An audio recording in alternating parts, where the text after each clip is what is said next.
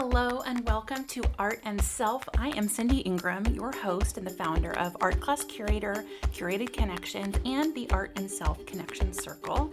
And I'm also the author of the new book, Art is About Being Whole, a Memoir.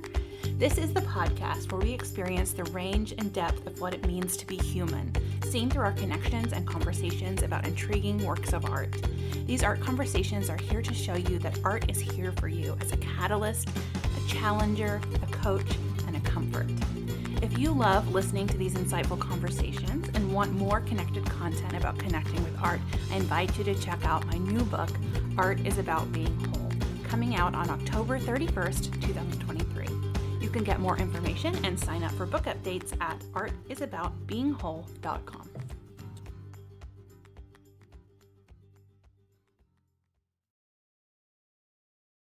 Hello. Today is the day that my book comes out. Art is About Being Whole, a Memoir is now available. You can get the link to buy at artisaboutbeingwhole.com. The Kindle version is on sale this week for 99 cents only, but the paperback is the one that you really want because it has all the images and the artwork throughout the book, which is so beautiful. So today for the podcast, what I have for you is a sample chapter of the book. So this is one of my favorite chapters. It is the chapter where I discuss the painting, The Two Fridas by Frida Kahlo, and also tell the story of my shame and my social anxiety and the impact that had on me. So this book, in every single chapter, there is a different work of art that I interpret alongside my story. So you're both getting the connection to the art and you're hearing the story of my sort of healing from mental health and trauma to kind of the place I am at now, which is wholeness, which is embracing who I am as I am, and celebrating every part of me. So again, you can get the book at artisaboutbeingwhole.com, and I hope you enjoy this chapter. It is really been just the absolute honor and delight and struggle and everything of my life writing this book. It has truly been a labor of love, and I think what has happened or what has come out of this is something that is so true to who I am, and I feel like I have somehow managed to just completely open myself up and put it in a book, and I'm just so proud of it. So I hope you like it too. Without further ado, here is the chapter on the Two Fridas. Chapter 2, The Two Fridas. Compassionately, she sits with me, holds my hand, her lifeblood healing. I was split into disparate pieces for much of my life. Girl Before a Mirror revealed two of these parts. The inner me filled with abandonment, sadness, and anger, and the outer me that holds it all in and tries to appear perfect. These various parts of me contradict, leaving me spinning and confused. Despite the inner turmoil, I contain a driving force more powerful than any trauma, a calling, an ambition, a zest for something bigger and grander than any normal life can hold. This ambitious side of me pulls my hesitant parts along, tirelessly pushing to expand and heal. On one side, I have the instinct to hide, cower, and disappear. But the driven part does the opposite. She makes bold moves, starts businesses, dyes her hair purple, and travels the world, whether or not the rest of me feels ready. She whispers, not unkindly, to the melancholy parts, "It's time to heal. We have big shit to do. Let's fix this so we can move on." I've always known that my path would be forged by welcoming all the parts of me and coming to a place where I'm whole instead of being split into pieces, learning to be and accept all I am, from my inner child buried deep in my heart and then out to the edges of my humanity. This is the work. I see my duality in another work that I've always loved, The Two Fridas by Frida Kahlo. In this painting, two self-portraits of Frida sit together on a bench, with navy and white storm clouds churning behind her. We can look at this painting and learn much about the life of Frida Kahlo. We can see her husband, Diego, in the picture in her hand and her broken heart. Her two clothing choices represent her dual heritage, with her Mexican mother and her father of European descent. We can see her pain and discomfort in that stiff posture she lives with daily, from the bus accident that caused her lifelong debilitating physical pain, alongside her invisible pain of infertility. Remember, I was going to be an art historian. One thing about knowing about the subject of a painting and the artists is that sometimes it brings you closer to our collective humanity. Frida Kahlo painted her story with such heart and intensity that I can't help but find myself in her work. I like to think she would deeply understand my work because she knew what it was like to fervidly explore her own existence, painting around 60 self-portraits, a third of her known paintings. I feel like her artwork was her own quest for wholeness, making sense of who she is, how she fits, how she feels, and what she experiences. When I find myself represented in her artwork, it doesn't diminish her story, it adds to it and her legacy.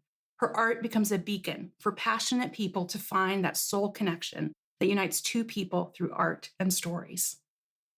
Frida's art cuts straight into my heart. In her art, she embraces who she is on every level, and her uniqueness, her strangeness. Today, I relish in my strangeness, in what sets me apart. My deep inner emotional experiences, my passion and my excitement, my capacity for radical wonder and deep conversation, my introversion and sensitivities, my desire for a slow evening with my feet dangling over the water, talking about big things with one person, rather than dancing at a loud club with 20. My ability to pick up on the slightest of emotions from just about anyone, and the ability to just know things about people without having to be told. These things that I have now come to know about myself as being major positives in my life, things that make me who and what I am, once made me feel alienated, misunderstood, and ashamed. When I was younger, in my late teens and 20s, I felt hopelessly and utterly alone in this strangeness. Looking at the two Fridas, I wonder if the first Frida, on the left, felt like this, sitting primly in a white lacy dress, with a stiff collar up to her chin, puffy sleeves, and red embroidered flowers along the ruffled bottom hem. Above her left breast, her heart sits outside her body. The dress around the heart dissolves or is torn away, revealing the skin underneath. The heart is open, but not in a good way, showing white structures inside, which I imagine shouldn't be visible in a healthy heart. Veins come from the heart down to her right hand, where she holds a surgical clamp to stop the blood dripping from the vein onto her pristine white dress. Other veins flow directly from her heart to her second self's heart, which is whole, healthier looking, and brighter. The second Frida wears a gold, blue, and olive green dress, more typical of the Mexican artist's iconic, colorful style. She holds a small picture of her husband, Diego Rivera, in her left hand as veins wrap around her arm and into her whole red heart, continuing to the heart of the first Frida. Besides the clothes and the heart's health, there are more subtle differences between the two Fridas. The first Frida's skin is paler and takes on a slightly sickly tone. Her posture is more upright, sitting in a way that looks uncomfortable and forced. My sensitivities prickle when I look at Frida on the left. The dress seems itchy, constricting, and musty. The posture looks painful, and her heart seems to burn in distress. Her open, dripping vein and washed-out skin make me feel lightheaded and cold. Although the facial expressions are nearly identical, Kahlo's classic serious stare, I sense pain and discomfort behind the face of the first Frida. However, her counterpoint seems at ease and comfortable, with her pelvis shifting forward and a relaxed curve to her posture. Audio listeners, I'm interrupting here to tell you that this next part is a poem on the page. The poem is split between the right side and the left, with the painful feelings on the left, like the left Frida, and the aspirational feelings on the right to mimic the right Frida's loving presence. My value was built on the fickle foundation of interpreted comments and overanalyzed expectations, with shame as the mortar, the glue that unites the whole, between not acceptable, I longed to know love, and not enough, I longed to feel valuable. With the body to shrink, I longed to take up space. Thoughts to silence, I longed to feel heard. Shyness to quash, I longed to be seen. Emotions to suppress, I longed to be witnessed. Wonder to quell, I longed for vitality. In the depths of my pain, I longed for comfort. I desperately wanted to be loved in the warmth of my skin, but I didn't even like who I was, at home within myself, because I was not perfect. But what if the only true perfection is being perfectly me. I really thought that there was no way that anyone could ever like me because I had proof that I drove away a parent, one of the people who was supposed to love me the most, who was always supposed to be there. I knew I was different because I had an example in my own house of what I perceived to be perfect. I have an older sister, Jenny, who was so cool, so funny, so bright, so talented, so talkative, so seemingly confident, so delightfully quirky, and so extroverted. She has her own story of our trauma and how that made her the way she is. I know that my experience of her may or may not reflect how she felt about herself on the inside. But what I saw as a child was someone I desperately wanted to be like, but who I was nothing like. I didn't know what made me different, but I knew I wasn't like her. And it wasn't even like I just wanted to be like her. I felt like I should be like her, that I was broken if I wasn't like her. I felt like an embarrassment to her and my parents because I wasn't like her. And it didn't help that we were sisters, with the nitpicking and controlling big sisters tend to do, especially when they feel responsibility tugging at them. Comments that undoubtedly came from a helpful place within her immediately became misinterpreted and internalized into shame and not enoughness for me. And her bangs were so fluffy and so amazing. I could never get my limp, lifeless bangs to look like hers. Lily King, in her book Writers and Lovers, says, I squat there and think about how you get trained early on as a woman to perceive how others are perceiving you, at the great expense of what you yourself are feeling about them. Sometimes you mix the two up in a terrible tangle that's hard to unravel. And to me, of course, being different when you are young means being an outcast. It means having no friends and not belonging with family. So I did all I could to pretend I wasn't as different as I felt. I could feel myself bending into the first Frida's ideal to please and fit. But the problem is that I'm not a good actor or liar. My desire to pretend I am someone I'm not clashes with the inner knowing that I cannot possibly do that without revealing who I am trying to hide. This combination further blended with a natural inclination towards introversion and shyness that led me to completely clam up, turn deep inside myself, and hide from the world. Every social situation became the intricate act of diffusing a bomb or perhaps an open heart surgery, as reflected in the Two Fridas, where each wire, vein, or conversation thread became a threat that could blow up, bleed out, or reveal to everyone that all was not as it seemed with me. Just a slip of the first Frida's hands would release the pressure of that surgical clamp, letting the blood flow from the open vein. I can see this Cindy, trying to play the perfect part and trying to fit in the Two Fridas. Like the Frida on the left, I made it my mission to hold it together, trying to appear like everything is okay. But it's easy to see that the first Frida is struggling. Her heart is not fully pumping the blood she needs, and her body is hurting, as seen by her stiff posture. Her clothes are not the ones she is comfortable in. Her skin pales as the blood pumps away from her body. It takes all of her energy to hold it together. Her thoughts and feelings are all directed towards the challenge of just existing. There's nothing left for joy, nothing left for love, nothing left for peace, nothing left for finding wholeness. What developed slowly throughout my childhood and adolescence and then raged in my 20s were layers of shame upon shame upon shame upon shame. One of the biggest ahas from my years in therapy in my 20s was when I first recognized and named that shame. As innocuous as it sounds now, I had been talking to my therapist about how much judgment I would place on myself for drinking Gatorade, of all things. I wouldn't let anyone see me drink a Gatorade because I thought that they would think that I believed that Gatorade was healthy to drink, even though I knew it was just sugar and that water was better and Gatorade was just hype. That Gatorade I wanted to drink represented my failure at health. That Gatorade was why I was fat. That Gatorade was a threat to other people's view of how smart I was. And then, not only am I judging myself for drinking the Gatorade, judging others for their perceived judgment of my Gatorade, but then I am judging myself for judging myself about the Gatorade. It's a never-ending judgment spiral that didn't just stop there. My therapist asked what I thought was underneath the drama about the Gatorade, and the word shame came to mind. I remember immediately feeling stunned by the word and its implications, the undeniable truth of that word, shame. Once I recognized that shame was beneath the Gatorade spiral, I started to view all of my actions and experiences through this lens of shame. Brene Brown, a leading shame researcher and author, defines shame as the intensely painful feeling or experience of believing that we are flawed and therefore unworthy of love, belonging, and connection.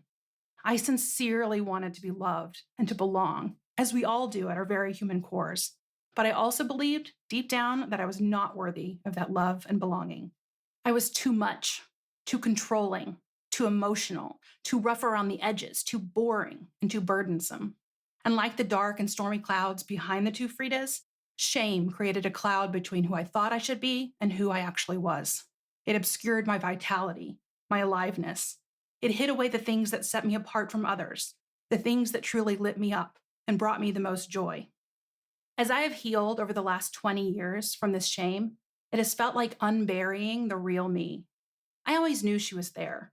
I always knew there was a vitality within me that no one could see, that I couldn't really access. But it was there, pushing me along with ambition and adventure. That inner knowing made excavating the layers of shame, one painful layer at a time, worth it. I knew it was there because I saw occasional glimmers of what was underneath. The dense cloud of shame occasionally parted, just as the clouds behind the two Fridas seemed to move and churn, and revealed who I was underneath it all. And when those clouds separated long enough for me to fully embody her, it was sublime. It was taking a big, clean breath of air. It was red, oxygenated blood pumping through my healthy heart.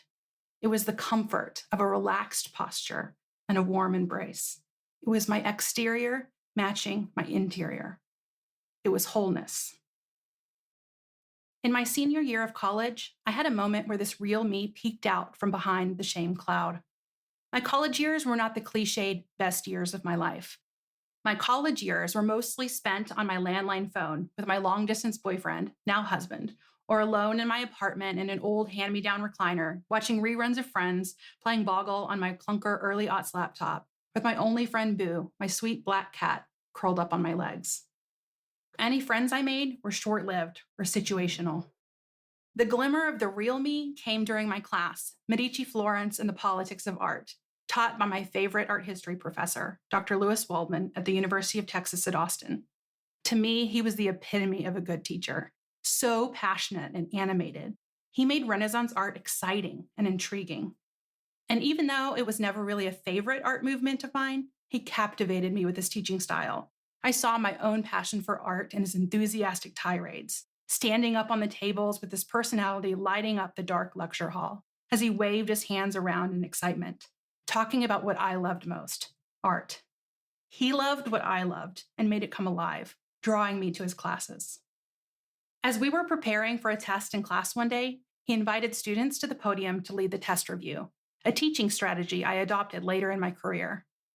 I can't remember if I was randomly selected or if I volunteered. Still, for a spell, I clicked through the slides of the Botticellis, Bronzinos, and Brunelleschis in front of the class, asking my peers questions about the content for the exam. This shy girl, who probably had never talked to anyone in that class before, stood at the front of the room and became entirely herself for a few minutes. Had I been told to converse with anyone in that room, I would have flailed in my anxiety and self-consciousness. But standing in front of the class, I became something that had been quietly whispering to me for a while. I became a teacher.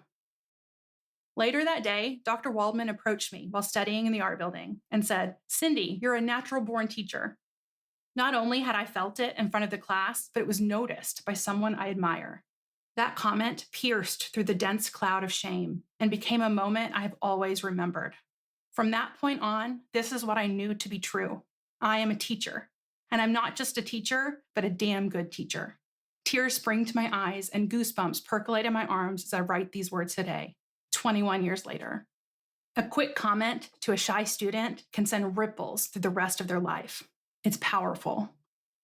Teaching gave me the feeling of connection, of belonging, of love, the feeling of being the right person at the right time doing the right work, the sense of alignment and flow. So I chased those feelings as I continued to teach as often as I had the chance in my college internships, and then in art museums, and later in community colleges and public schools, and then in my business, Art Class Curator.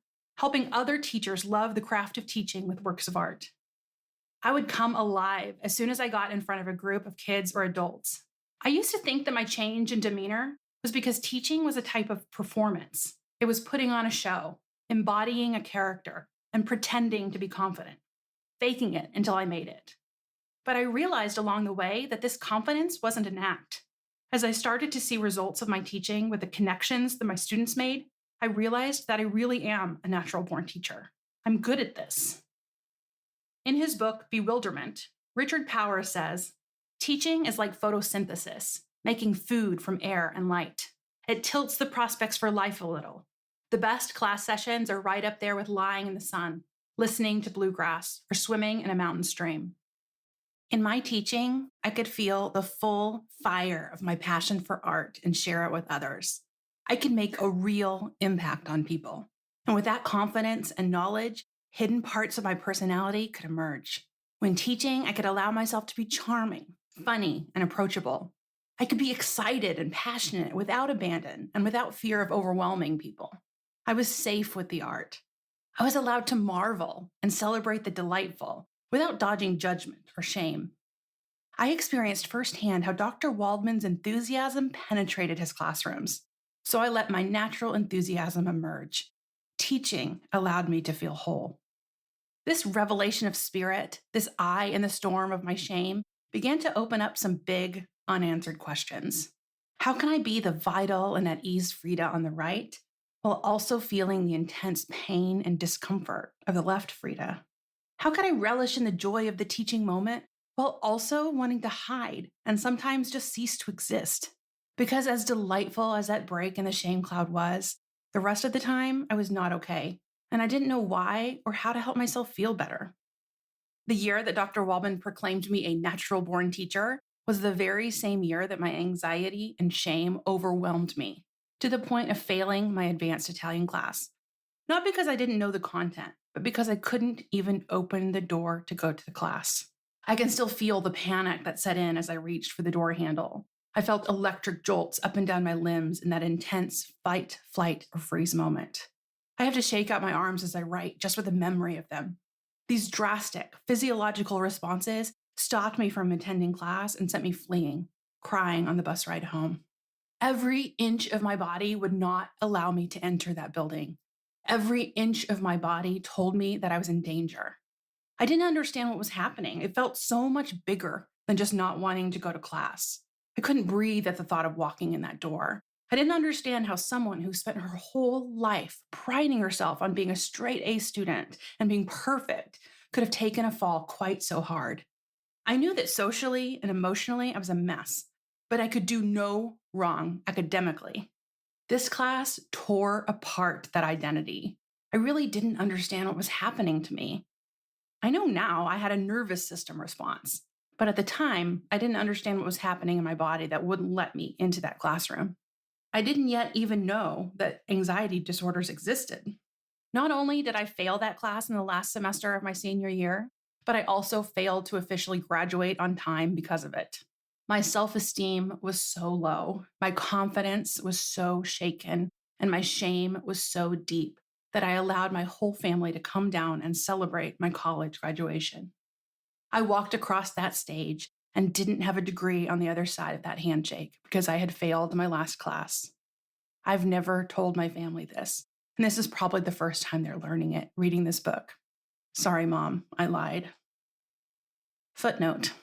Don't worry, Mom. I did end up retaking the class at a different university and graduating the next year. Not only was I leaving behind, quote, the best years of my life with no friends or stories to tell, but I drove away from college with no degree, which called into question my whole identity and white-knuckled title as the most intelligent person in the room. Wholly shaken, and at what felt like rock bottom, I started to seek answers. This was in 2002, and the internet was still very young and not as it is today. Social media didn't yet exist, and no brave and vulnerable influencers normalized mental health struggles. It wasn't easy to find answers unless you knew exactly what you were looking for, especially when you had never even heard of the concept of anxiety disorders. What I did end up finding were books at the library about social anxiety disorder and adult children of alcoholics. Opening these books, I had never felt so seen and understood. My fear of going to the same restaurant 2 days in a row because I didn't want the same person to take my order and think that I was such a gross person that I would eat fried chicken more than once a week. My complete inability to answer the phone. My hiding in fear in the hallway because it has no windows when someone knocked on my door. My going out of the way to avoid even walking by people at the grocery store. My feelings of terror of that damn Italian class. My deep fears of abandonment, my overactive sense of control and responsibility, my stuffing down of all feelings, positive or negative. Suddenly, all of those things became symptoms. Suddenly, it became not that I am broken beyond repair, that I am unloved, that I don't belong. Suddenly, it became a thing that was real, a tangible thing with a name, something I could treat, something I could work to overcome that would lead me to feeling better. And while the awareness of the problem's existence doesn't immediately fix its impact, at least now I had a place to start. I took the discovery of these books as proof that the real Cindy was there, underneath it all, holding my hand like Frida, sending me her lifeblood, and pulling me forward along my path to healing with her sweet and caring presence. All I needed to do was hold my hand with slow, gentle compassion. Okay, that was chapter 2 of Art is About Being Whole, which you can get if you go to artisaboutbeingwhole.com. You can also check the link in the show notes if you're driving. As you can imagine, after hearing that chapter in particular, the level of emotion and vulnerability that was in this book was pretty extensive for me. I had to kind of relive my entire past to be able to write this down and to be able to capture the emotions I was feeling while I was there, living it. And that was really powerful. It's even a little, it's a little scary to not scare. It's scary to share this with the world because I'm putting so much of who I am out there in this book. It is me, heart and soul and mind spread out for you all to see. So I really appreciate your accepting my story and reading it and seeing yourself in it. It is really meaningful to me to be able to communicate with you all in this way and to share myself with you all in this way. And I could not be more proud and more excited than I am right now. Thank you for being a part of it. Thank you for listening. And I hope you enjoy the book. And please do not hesitate to send me any emails or messages about what you've heard or read. And also, I would love for you, if you do get the book, to write a review on Amazon whenever you finish it. Okay, so thank you very much. I will see you next time with Heather Doyle Fraser, who is my book coach and my publisher. And we're going to really talk through the whole creation of the book and all of the moments that happened along the way that made it what it is. And it's a really special story. And I can't wait to share that with you as well. So that'll be our next episode. Bye. Thank you so much for listening to Art and Self. And if you love listening to these insightful conversations and want more connected content about connecting with art, I invite you to check out my new book, Art is About Being Whole, a memoir, coming out on October 31st, 2023. You can get more information and sign up for book updates at artisaboutbeingwhole.com. Also, please consider leaving me a rating or a review on iTunes and share this episode with one friend who needs to hear what we talked about today. You'll find links to the artworks we discussed over on the show notes, and you can find me on Instagram and Facebook by searching Cindy Ingram Art and Self. Thank you so much for listening. Have a wonderful week, and I'll see you next time.